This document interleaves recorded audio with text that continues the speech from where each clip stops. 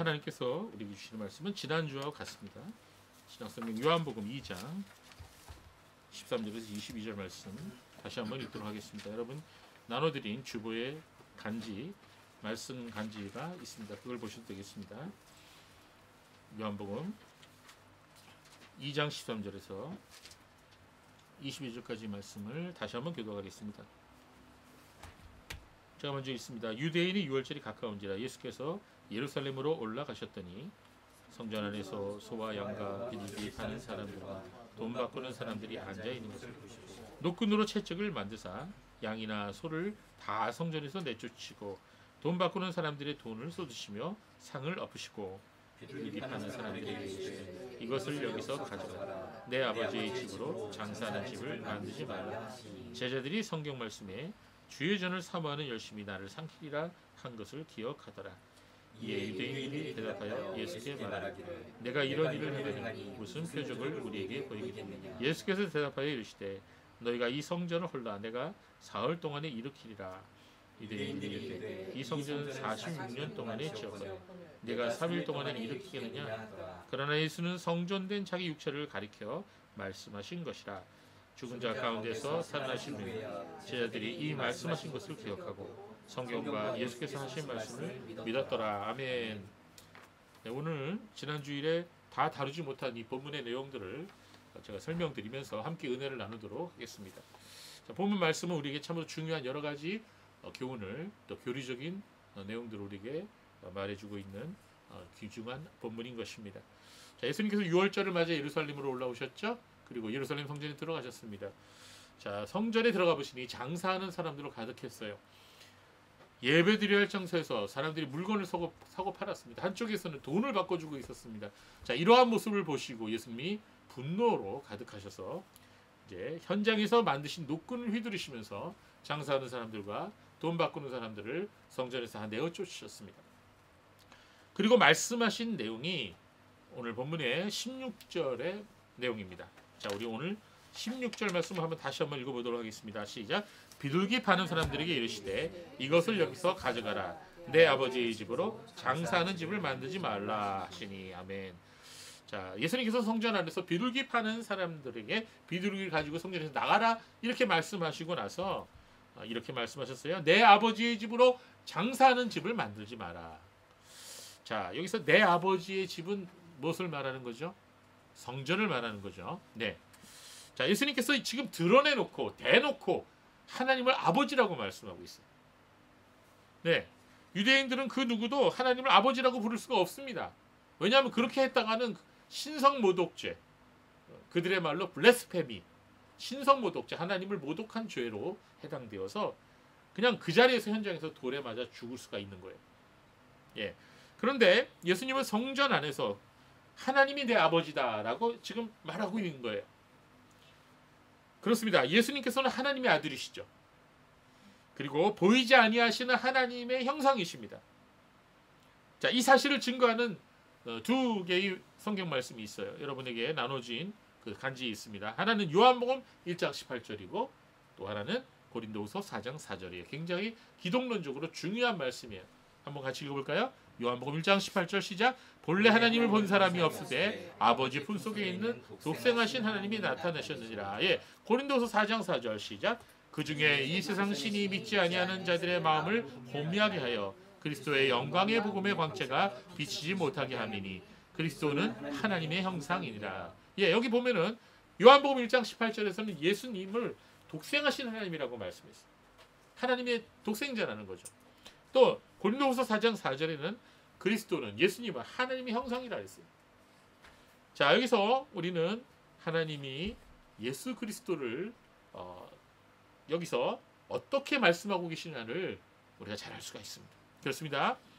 예수님께서는 하나님의 아들이시며 하나님의 형상이시기 때문에 예루살렘 성전에서 내 아버지의 집이라고 말씀하실 수가 있었던 것입니다. 자, 누가복음 2장 49절 우리가 이전에 봤죠.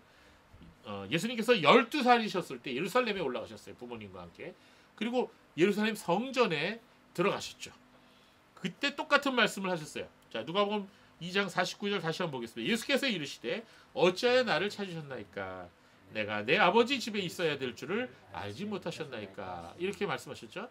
여기서도 예수님이 똑같이 성전을 향하여 내 아버지 집이다 이렇게 말씀하고 있는 것입니다. 여러분 우리가 복음서를 읽어보면 예수님께서는 자주 하나님을 나의 아버지라고 부르셨음을 우리는 알 수가 있습니다. 오직 예수님을 통해서만 하나님 아버지를 알 수가 있고 하나님 아버지께 나아갈 수 있다고 예수님은 친히 제자들에게 또 사람들에게 가르치셨습니다. 마태복음 11장 27절에 내 아버지께서 모든 것을 내게 주셨으니 아버지 외에는 아들을 아는 자가 없고 아들과 또 아들의 소원대로 계시를 받은 자 외에는 아버지를 아는 자가 없느니라 이렇게 말씀하셨어요. 그리고 우리가 너무나도 잘 아는 요한복음 14장 6절 말씀에는 예수께서 이르시되 내가 곧 길이요 진리요 생명이니 나로 말미암지 않고는 아버지께로 올 자가 없느니라 이렇게 말씀하셨던 것입니다. 예수님께서는 이렇게 하나님 아버지라고 부르셨고 그리고 성전을 내 아버지의 집이라 이렇게 말씀하심으로써 사람들에게 예수님이 하나님의 아들이심을 공개적으로 선언하셨던 것입니다. 그래서 오늘 본문에는 이 기독론에 관한 그 교리적인 내용이 굉장히 많이 나와요. 자, 하나님의 아들로서 예수님은 인간들이 하나님의 집을 장사하는 집으로 만드는 것을 두고만 보실 수가 없었던 것입니다. 그렇습니다. 여러분도 여러분의 집에 갔는데 내 소유의 집인데 우리 아버지의 집인데 이상한 사람들이 들어와갖고 거기서 막 이상한 짓 하고 있으면 화가 나요, 안 나요? 화나죠? 그렇습니다. 하나님께서 거룩하신 하나님께 예배드려야 할 장소에 인간들의 탐욕을 사고 파는 장소가 되어버린 것을 보고 분노하실 수밖에 없었고 그래서 하나님의 집을 청소하실 수밖에 없었던 것입니다. 자, 17절 말씀을 우리 다시 볼까요? 자, 제자들이 성경 말씀에 주의 전을 사모하는 열심이 나를 삼키리라 한 것을 기억하더라. 자, 예수님의 이러한 모습을 보고 성전을 청결케 하시는 모습을 보고 제자들은 구약 성경에 그 예수님이 하시는 일과 딱 맞아떨어지는 그런 말씀이 하나 생각이 났어요. 바로 구약 시편 69편 9절 말씀이에요. 자, 뭐라고 말씀하셨어요? 주의 집을 위하는 열성이 나를 삼키고 주를 비방하는 비방이 내게 미쳤나이다. 자, 이 시편 69편 9절의 말씀은 의로운 사람이 하나님을 믿는 사람이 하나님의 성전에 대한 열심 때문에 고난을 받게 되는 것을 얘기하고 있어요. 주의 전을 사모하는 열심이 나를 삼키리라. 여기서 삼킨다는 말은 불태운다는 말이에요. 그리고 망하게 한다는 거예요. 그래요? 어떤 사람이 주님의 전을 너무 사모하는 것 때문에 다른 사람들이 그를 죽인다는 뜻이죠. 이 말씀은 다윗이 그 원수들 앞에서 하나님을 위하여 핍박을 받은 사실을 말해주고 있는 것입니다. 자, 마찬가지로 예수님은 이 성전을 청결케 하시는 이 사건으로 인해서 유대인들에게 미움을 받기 시작했어요. 결국은 그들에게 고소를 당해서 십자가에서 달려 돌아가실 때도 바로 이 사건 때문에 고소를 당하셨어요. 결국 하나님을 향한 열심 때문에 성전을 향한 열심 때문에 예수님은 죽임을 당하셨던 것입니다. 그렇습니다. 그래서 이 말씀은 17절 말씀은 하나님의 전을 사모하는 열심 때문에 예수님이 생명을 내어놓았다는 그런 의미가 되는 것입니다. 그럼 오늘날에도 마찬가지입니다. 여러분 우리가 경건하게 살고자 하는 사람들, 하나님 말씀대로 살고자 하는 사람들은요 핍박을 받아요. 세상이 미워합니다. 디모데후서 3장 12절에 이런 말씀이 있습니다. 무릇 그리스도 예수 안에서 경건하게 살고자 하는 자는 박해를 받으리라. 여러분 우리가 믿음 생활을 세상 사람들이 앞에서 우리가 믿음 생활대로 말씀대로 살려고 하면은 세상 사람들이 우리 좋아하지 않습니다. 성도가 주의 뜻대로 살게 되면 세상 사람들은 이해 불가하다고 너는 별종이다. 너는 미친 게 분명하다. 좀 믿어도 좀 평범하게 믿어라. 이렇게 광신자라고 그런 말을 하죠. 여러분도 그런 얘기 혹시 들어보셨어요? 그럼 여러분은 제대로 믿은 거예요. 심지어 집안 식구들도 이해하지 못하고 핍박을 가할 수 있는 것입니다. 오늘 그 시편 69편 9절 말씀 바로 앞에 7절 8절 말씀에 이런 말씀이 있어요. 내가 주를 위하여 비방을 받았사오니 수치가 나의 얼굴에 덮였나이다. 내가 나의 형제에게는 객이 되고 나의 어머니의 자녀들에게는 낯선 사람이 되었나. 심지어는 가족들까지도 나를 이해 못하는 거예요. 자, 교회 안 나가는 가족들이 집에 있어요? 그 가족이 다른 거는 날 다 이해한다 할지라도 내가 교회 나가고 주를 위해서 살아가는 것은 이해를 못하는 거죠. 자, 오늘 말씀에 주의 전을 사모하는 열심이라고 하는 표현을 우리가 눈여겨봐야 됩니다. 여기서 열심이란 단어가 헬라어로 젤로스예요. 젤로스. 예, 이 젤로스라는 단어는 제오라고 하는 단어에서 나오는데요. 그 제오라고 하는 단어는 어떤 뜻이냐면 끓는다. 물이 끓을 때 말하는 거. 끓는다. 또는 뜨겁다. 그런 뜻이에요. 예, 거기서 이 젤로스가 나왔어요. 자, 열심. 신앙은 여러분 미지근한 것이 아닙니다.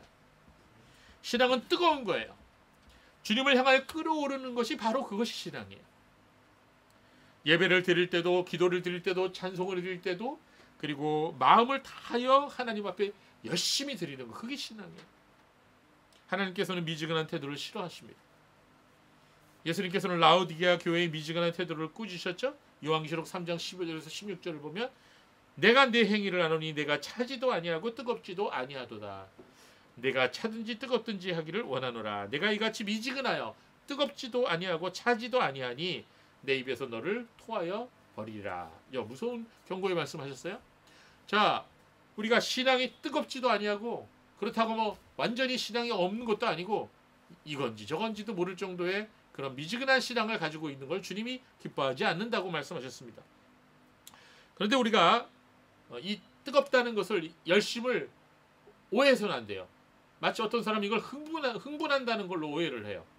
그렇지 않습니다. 막 소리 지르고 떼굴떼굴 구르고 화물경에 빠져서 감정에 그냥 막 휩싸이는 것, 그것을 뜨거운 것하고 오해를 합니다. 그렇지 않습니다.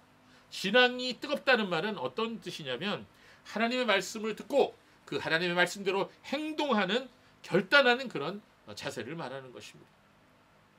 예, 또한 우리는 이 열심, 뜨거운 열심, 이 뜨거운 열심에 있어서 주의할 점이 하나 있어요. 그것은 우리가 잘못된 방향으로 가는 열심을 주의해야 됩니다. 우리가 하나님의 일을 하기 위해서는 열심을 내야 되죠. 그러나 바리새인들도 열심을 냈습니다. 그러나 그들은 하나님 말씀을 잘못 이해했어요.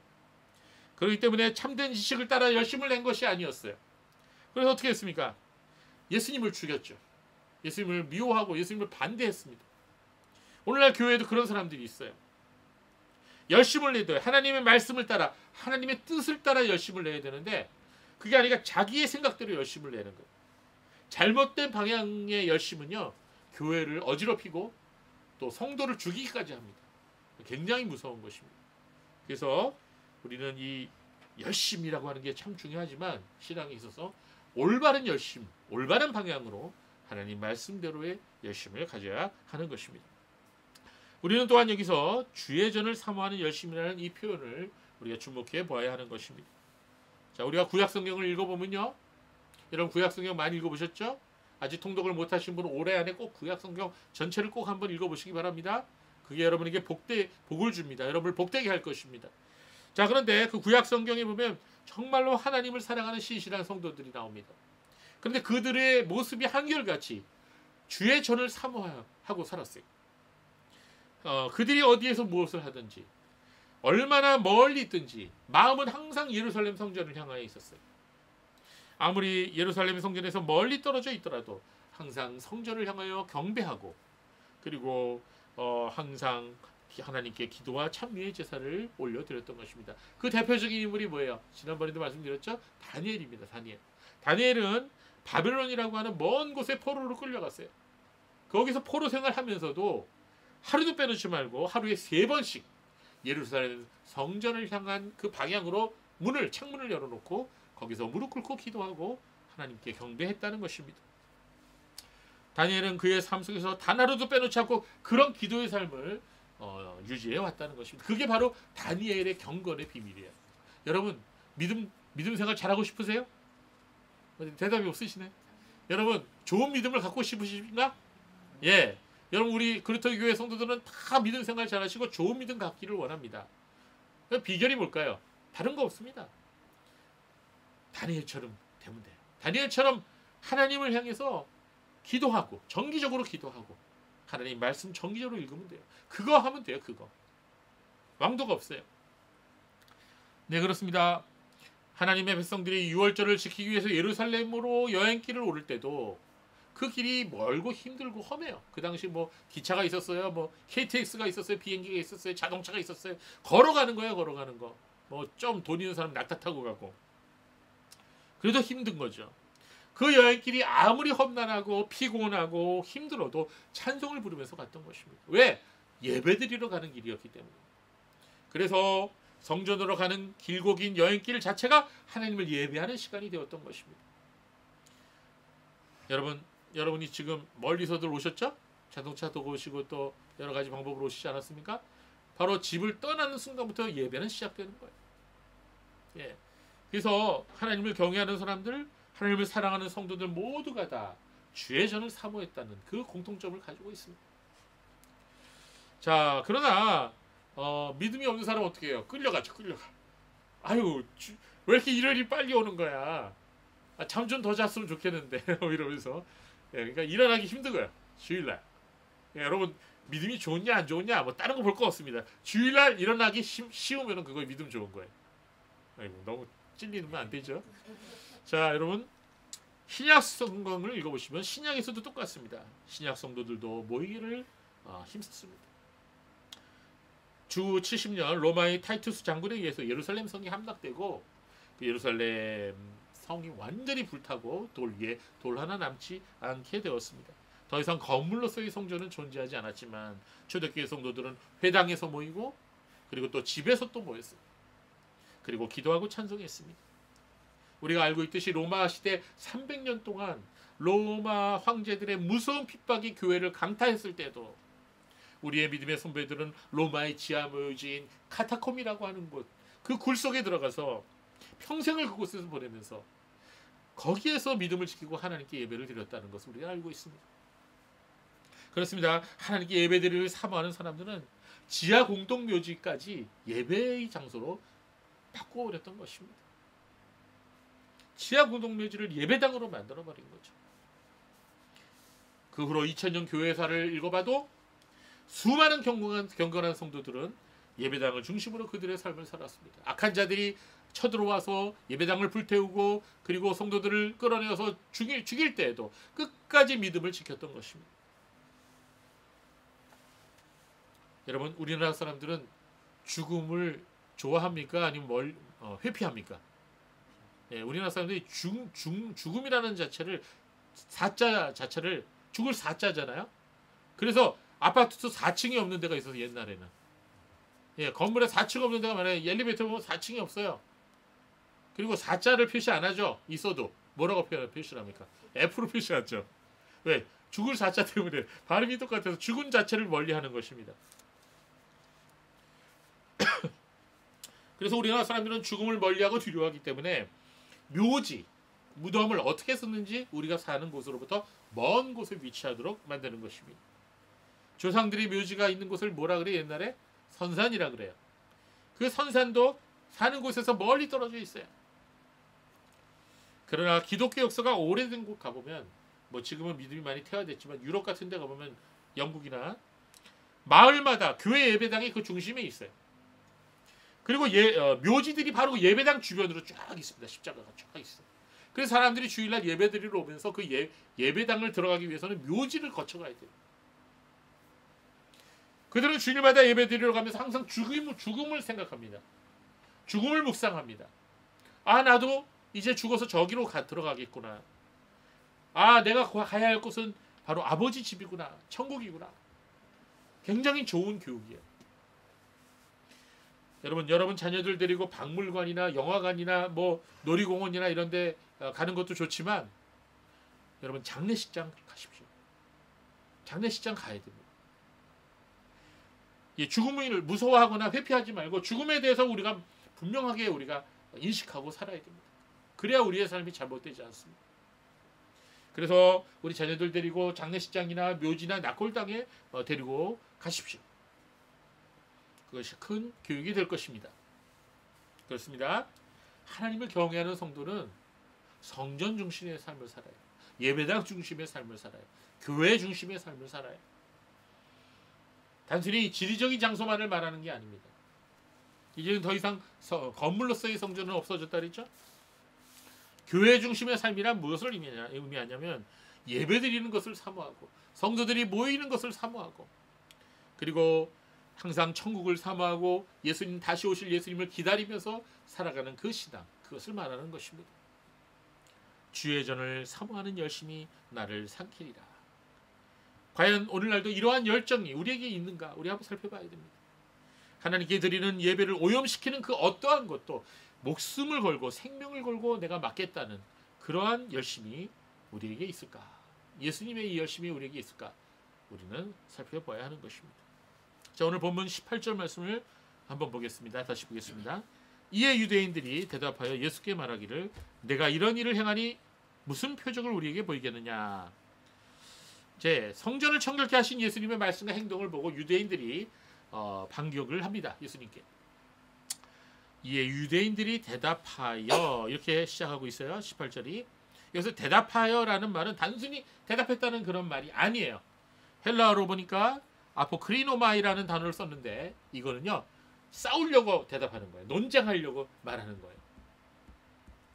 자, 유대인들은 예수님의 말씀과 행동에 대해서 지금 항의하는 마음을 가지고 이제 말을 하는 것입니다. 뭐라 그랬어요? 유대인들이 이렇게 물었어요. 내가 이 일을 행하니 무슨 표적을 우리에게 보이겠느냐. 자, 이 말은 어떤 뜻이냐면 도대체 당신이 무슨 권리로 이 일을 하는 거냐. 무슨 권리로 이렇게 성전에 있는 사람들 내쫓느냐. 장사하는 사람들. 이거 다 제사장들한테 다 허락받고 하는 건데 네가 무슨 권리로 이런 일을 하는 거냐. 이렇게 이제 항의하는 거죠. 그러면서도 그들은 예수님에게 권리의 증거를 요구합니다. 네가 이렇게 하는 그 권리가 뭐냐? 그 증거를 내라. 그러면서 그 권리의 증거로 요구한 게 뭐였어요? 표적이었어요. 표적. 오늘 단어를 보세요. 18절에 내가 이런 일을 행하니 무슨 표적을 우리에게 보여줄 것이냐. 자, 표적을 내놔라. 네가 선지자라고 하는 표적을 내놔라. 이렇게 지금 얘기하고 있는 것입니다. 성도 여러분, 이 세상 그 어떤 민족도요, 유대 민족처럼 하나님의 이적과 기적과 표적을 많이 본 민족이 없어요. 그렇죠? 예, 구약성경 보세요. 얼마나 많은 표적과 이적과 기적을 경험했습니까? 그럼에도 불구하고 유대인들은 하나님 말씀에 순종하지 않았어요. 수많은 선지자들을 죽였고 더 나아가서 메시아를 십자가에 못 박아 죽였어요. 그게 유대의 민족이에요. 왜 그랬을까요? 그것은 그들이 진리를 원하지 않았기 때문인 것입니다. 그들은 하나님을 사랑하지 않았습니다. 그들은 표적과 이적을 볼 때 그 순간만큼은 잠시 하나님께 순종하는 듯 하지만 얼마 지나지 않아서 그들은 자신의 욕망을 따라 우상숭배를 하였고 그리고 말씀을 거역하고 하나님을 대적하는 행동을 했어요. 이게 잘못된 신앙이죠. 오늘날도 보면요. 표적과 이적을 좋아하는 신앙들이 있어요. 그런데 이 표적과 이적을 구하는 신앙은 문제가 있어요. 표적과 이적이 사라지면 신앙도 사라져요. 사도 바울은 그러한 유대인들의 특징을 이렇게 표현했습니다. 고린도전서 1장 22절에 유대인은 표적을 구하고 헬라인은 지혜를 찾으나. 우리 복음서를 읽어보면요. 유대인들이 여러 번 예수님에게 그분의 주장을 증명하기 위한 표적을 보여달라고 요구합니다. 그러나 그렇게 얘기할 때 그들의 동기는 순수하지 않았습니다.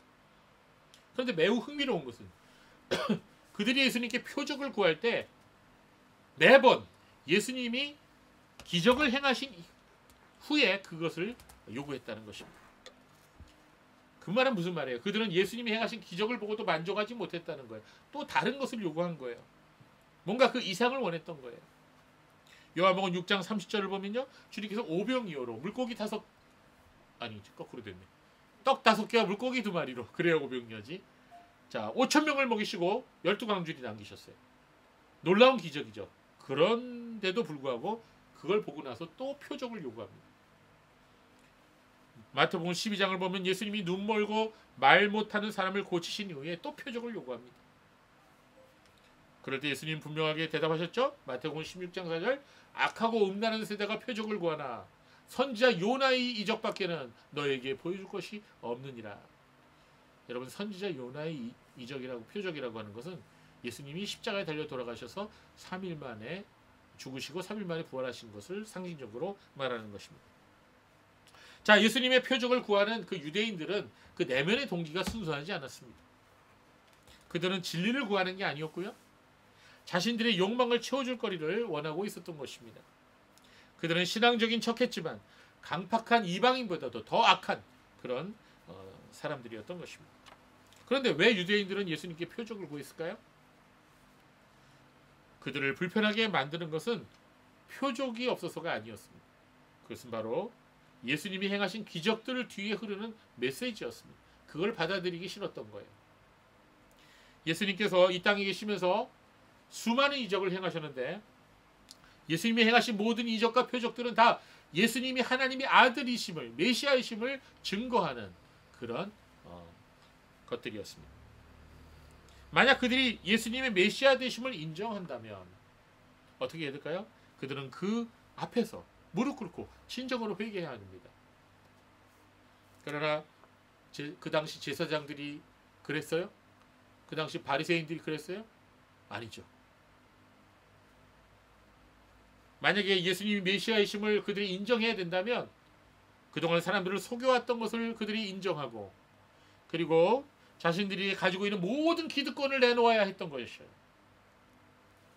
그들이 추구하고 소유한 모든 것, 그들이 소유하고 있었던 과도한 권력들을 다 포기해야 되는 거예요. 메시아 앞에서.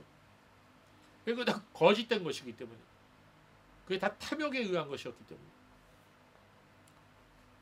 그 당시 제사장들과 종교 지도자들은요, 사람들은 가난하게 굶어 죽고 있는데 자기네들은 호화스럽게 살았거든요. 온갖 종류의 방법을 고안해서 부를 축적했거든요. 그 사람들이 탐욕으로 가득한 사람들이 주님을 메시아로 인정할 수가 없었던 것입니다. 그들이 그것들에 집착하는 한 그들은 절대로 예수님을 인정할 수 없었던 거예요. 예수님 시대나 지금이나 똑같습니다. 자신들의 기득권을 지키기 위해서 사람들의 눈을 속이고 사람들의 하나님의 사람들을 대적하고 핍박하는 것은요, 예수 안 믿는 세상 사람들이 아니고요, 소위 교회의 지도자들과 그리고 기독교 안에 있는 사람들이라는 것입니다. 그들은 진리를 희생해서라도 자신들의 기득권과 사업 통제권을 지키기 원한다는 것입니다. 그들은 교회를 위함답시고 말합니다. 신앙을 빙자해서 뒤로는 자신들의 이익을 챙기고 부를 쌓습니다. 여러분 생각해보세요. 진정한 그리스도의 종이라면 수십억짜리, 수백억짜리, 수천억짜리 재산을 가지고 있을 수 있겠어요? 한번 생각해보세요. 진정한 그리스도의 종이라면 자신을 위해서 그렇게 재산을 쌓아둘 수가 없어요. 가난한 사람들을 위해서 살 수밖에 없어요. 주의 영광을 위해서 사용할 수밖에 없어요. 여러분 정치인들 보면은 재산 신고해야 안 해요? 하죠. 대통령부터 국회의원까지 다 장관까지 재산 신고 다 합니다. 저는 소위 유명한 기독교 지도자들도 다 재산 신고 좀 했으면 좋겠어요. 투명하게 밝히면 좋겠어요. 그럼 아마 난리가 날 거예요.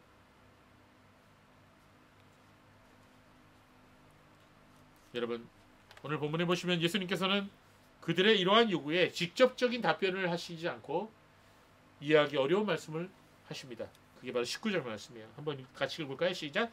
예수께서 대답하여 이르시되 너희가 이 성전을 헐라 내가 사흘 동안에 일으키리라.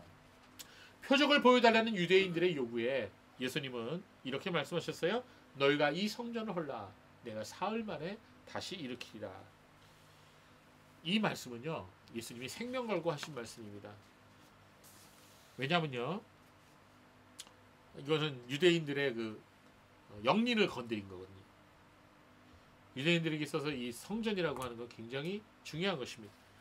예수님께서 이 말씀하셨을 당시 예루살렘 성전은요 46년 동안이나 공사를 하고 있었던 중이에요.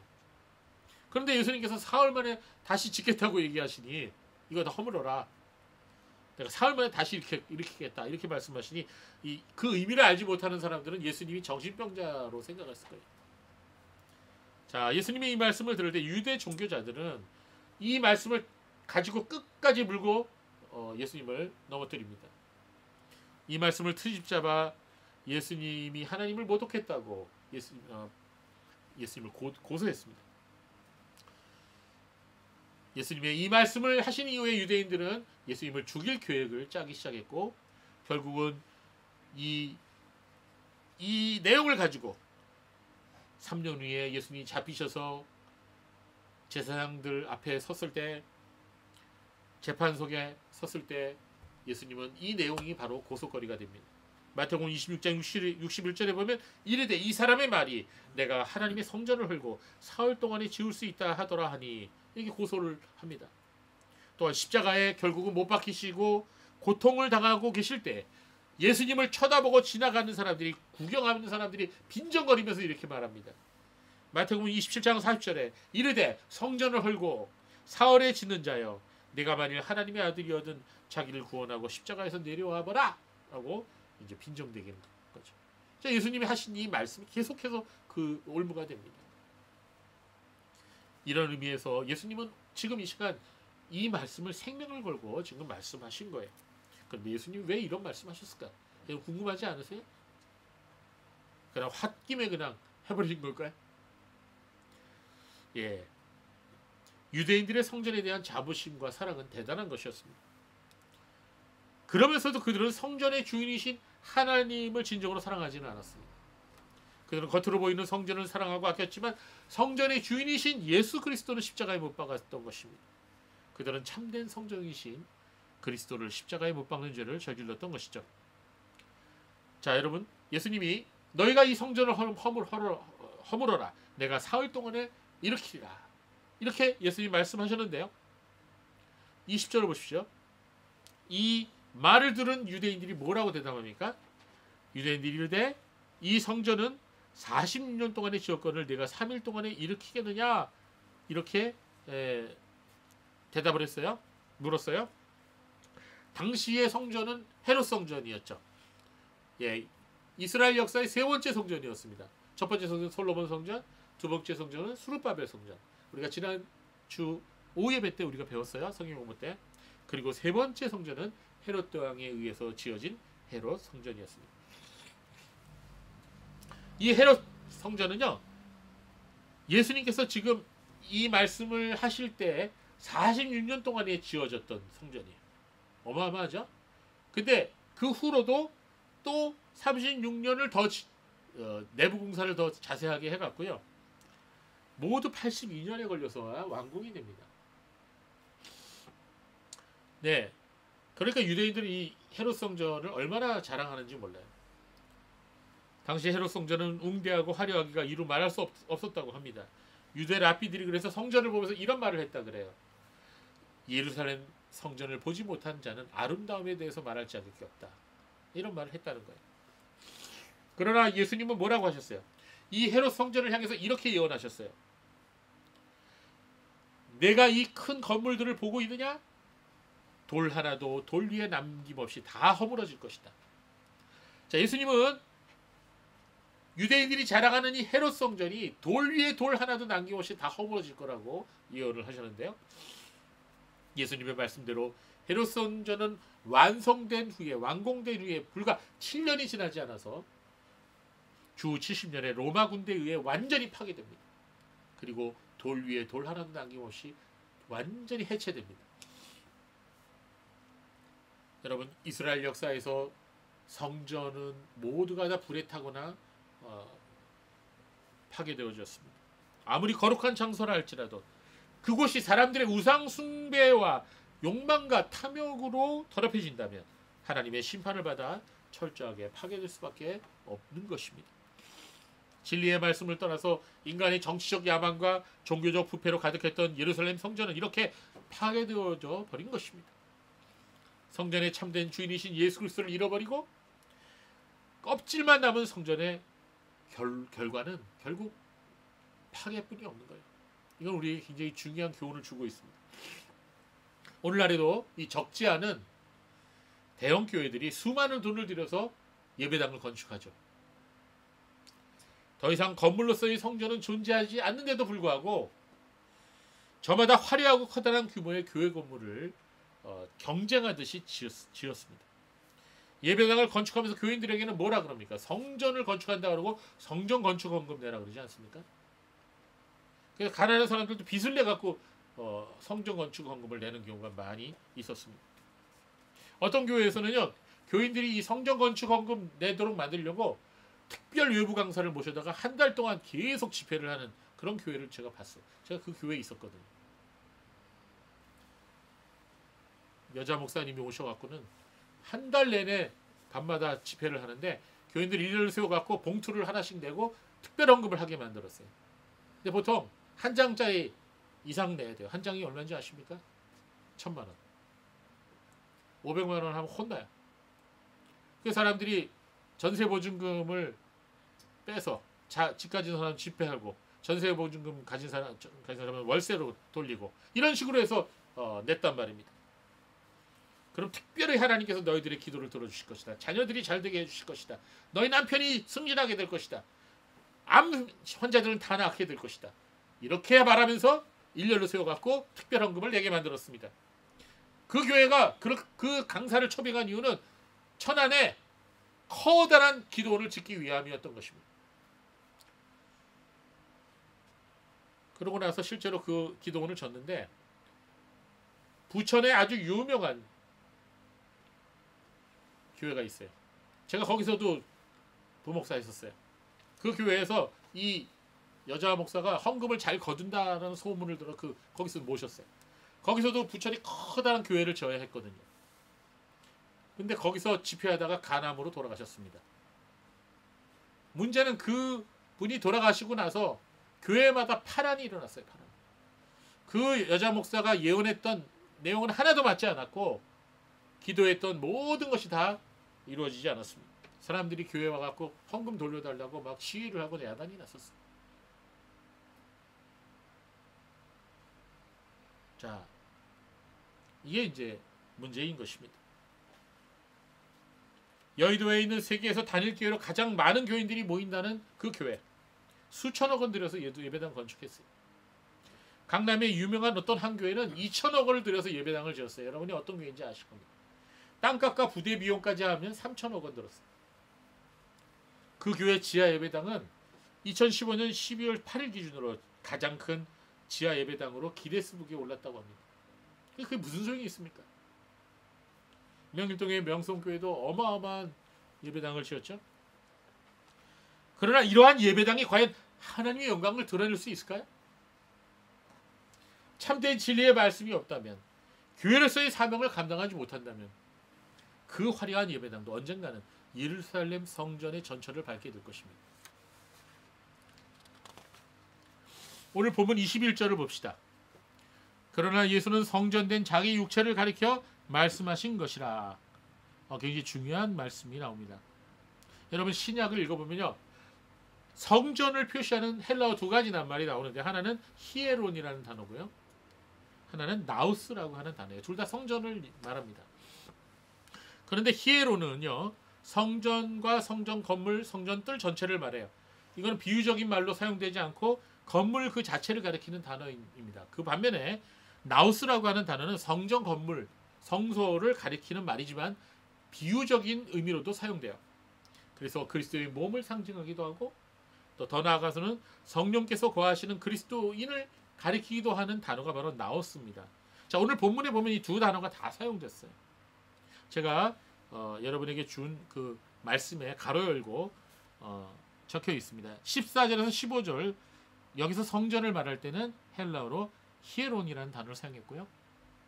반면에 19절, 20절, 21절에서는 나우스를 사용했어요.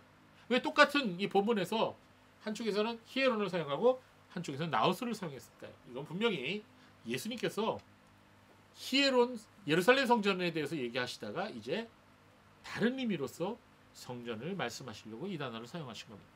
즉 오늘 본문에 나온 이 성전을 허물라고 말씀하신 예수님께서 말씀하실 때 유대인이 생각한 성전은 예루살렘 성전이었지만 예수님이 의미한 바는 바로 예수 그리스도 자신을 의미한 것입니다. 즉 예수님께서는 성전된 자기 육체를 가리켜 이 말씀을 하신 것입니다. 그렇습니다. 예수님은 성전 그 자체이십니다. 앞선 19절에서 예수님께서 이런 말씀하셨죠. 너희가 이 성전을 헐라 내가 사흘 동안에 일으키리라. 예수님께서 성전을 헐라고 말씀하신 것은 예루살렘 성전을 헐라고 하신 것이 아니라 예수님 자신의 몸이 십자가에서 죽으실 것을 예언하신 것입니다. 그 말은 유대인들에게 너희가 나를 죽여라 이런 뜻으로 하신 말씀이 아니라 장차 유대인들이 예수님을 향해서 어떤 짓을 하게 될 것임을 지금 말씀하고 계신 거예요. 즉 이런 뜻입니다. 나는 너희가 나를 죽일 것임을 안다. 그런데 너희가 성전인 나를 허물어뜨린다면 나는 사흘 내로 성전인 내 자신을 다시 일으켜 세울 것이다. 이 말이 무슨 말씀입니까? 부활하실 것이라는 그런 말씀을 하신 거예요. 주님은 그렇게 말씀하신 겁니다. 지난번에도 말씀드렸지만 성전의 정확한 성경적인 의미가 뭐라고요? 하나님이 거하시는 장소예요. 그것이 외형적으로 천막이든 벽돌로 지었던 황금으로 둘러쌌던 성전은 하나님께서 거하시는 곳이 성전이에요.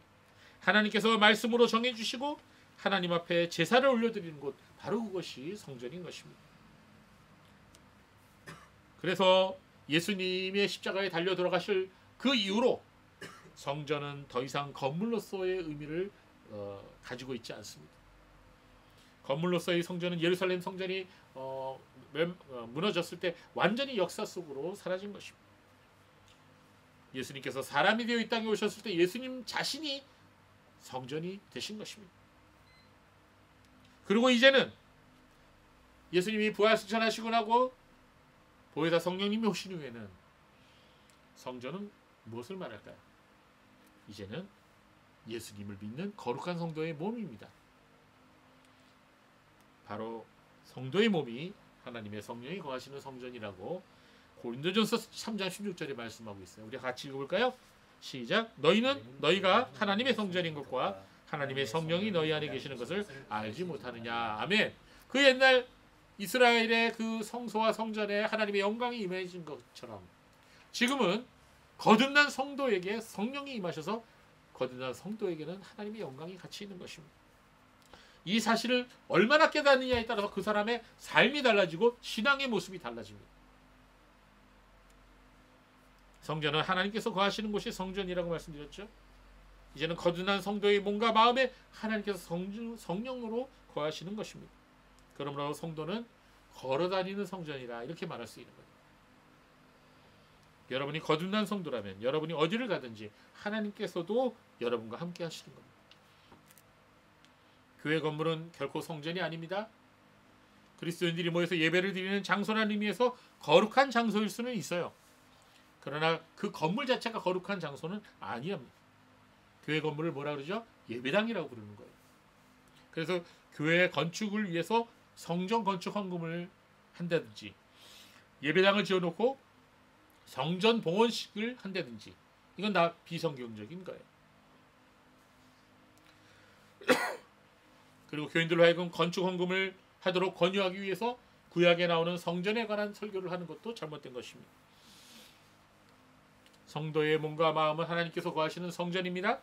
하나님의 성령이 우리의 영혼과 함께 하시기 때문에 우리의 육체는 죽어서 흙으로 돌아가더라도 마지막 날에 우리가 예수님의 음성을 들을 때 우리는 다시 살아나게 되는 것입니다. 그때는 우리가 죽지도 병들지도 늙지도 않는 완벽한 몸을 하나님께서 우리에게 입혀주실 것입니다. 그러므로 겉으로 아무리 열심히 신앙생활을 하는 것처럼 보여도 그 안에 하나님의 성령이 거하시지 않는다면 그 사람은 그냥 세상 사람들과 똑같은 것입니다. 그 사람이 만약 거듭나지 못한 채 죽는다면 그는 마지막 날에 영생을 얻기 위한 그런 부활로 부활하는 게 아니라 세상 사람들과 똑같이 심판의 부활로 부활해서 영원히 고통당하게 될 것입니다. 그래서 하나님 말씀인 성경은 우리에게 이렇게 묻습니다. 당신은 거듭났습니까? 당신은 진정으로 예수 그리스도를 주와 구주로 믿고 그의 피로 죄 씻음을 받았습니까? 여러분, 이 질문을 우리는 회피해서는 안 됩니다. 하나님 앞에 나가서 우리 영혼의 구원을 위해 주님의 긍휼하심을 간절히 구하는 사람이 되어야 됩니다. 정말로 중요한 문제입니다. 하나님께서는 거룩하신 하나님이십니다. 그러므로 거룩하신 하나님께서 거하시는 우리의 몸과 마음도 거룩해야 된다고 말씀하고 있습니다. 그러나 실제로는 그렇지 못하죠. 매일 매 순간 우리가 회개해야 되는 이유는 하나님의 거룩하신 성전이 우리의 몸과 마음을 깨끗하게 해야 하기 때문입니다. 여러분 방 청소 일주일에 몇 번 합니까? 주무야 몇 번 하냐? 묻지 마세요. 저도 청소를 잘 못하는 사람이에요. 맨날 혼납니다. 그럼 우리가 청소를 해야 돼요. 왜? 안 하면 뭐 금방 며칠 내에 뭐 먼지가 쌓이고 머리카락이 돌아다니지 않습니까? 그것처럼 우리 자신도 매일매일 회개해야 됩니다. 왜냐하면 하나님이 거룩하신 성령이 우리 안에 거하시기 때문입니다. 우리가 생각하는 생각, 내뱉는 말, 우리가 손으로 하는 행동, 우리의 발이 가는 곳, 그 모든 것이 하나님이 함께 하시는 것입니다. 심지어 우리가 죄 짓는 곳에서도 하나님 함께 하고 보고 계시고 마음 아파하시는 것. 그러므로 저는 오늘 설교의 제목과처럼 우리 그리스도인들은, 성도들은 하나님의 성전 관리인이다, 이렇게 말씀드립니다. 요사이는 그런 호칭이 사라졌지만 이제 예전에는 교회 예배당을 관리하는 분이 있어요. 뭐라 그러죠? 사찰 집사님이라고 들어보셨어요? 예, 요새는 없는데 사찰 집사님이라고 불렀습니다. 사찰 집사님이 교회 안에 살아요. 목사님은 밖에서 사는지 모르지만 어느 교회는 이 사찰 집사님의 인격과 신앙이 그 교회 담임 목사님보다 좋아갖고는요, 사람들이 말하기를 그 교회는 사찰 집사님이 목회한다, 그런 교회가 있었어요. 예, 저 연미동의 모 교회가 그랬어요. 교회를 청소하고 새벽마다 종을 치고 힘든 일도 마다 않는, 그러면서 교회를 섬겼던 그런 사찰 집사님들이 있었습니다. 그분들은 목회자들의 똑같이 상을 받게 될 것입니다. 아니, 목회자들보다 더 큰 상을 받을지도 모릅니다. 여러분, 우리 성도는 모두가 성전 관리인입니다. 여러분이 진정으로 거듭났다면 여러분 하나님의 성전일 것이고, 여러분은 그 성전을 관리하는 사람입니다. 하나님께서 거하시는 우리의 몸과 마음을 우리는 잘 돌보고 거룩하게 관리해야 됩니다. 때로는 실수도 있고 죄로 넘어질 수도 있겠지만 우리는 그때마다 예수 그리스도의 피를 힘입어 주님의 보좌 앞에 나아가 회개해야 됩니다. 우리의 생각과 말, 우리의 행동은 거룩하신 하나님께서 거하시는 성전으로부터 나오는 것입니다. 그러므로 날마다 우리 자신을 돌아보면서 회개하는 삶을 살아야 하겠습니다. 날마다 온전한 예배와 기도와 찬양이 우리의 삶 속에서 하나님께 드려져야 되겠습니다. 잊지 마십시오. 성도의 몸과 마음은 하나님이 거하시는 성전입니다. 성전을 청결케 하신 예수님, 우리의 몸과 마음도 깨끗하게 거룩하게 만들어 주옵소서. 이렇게 기도하기를 바랍니다. 기도합시다.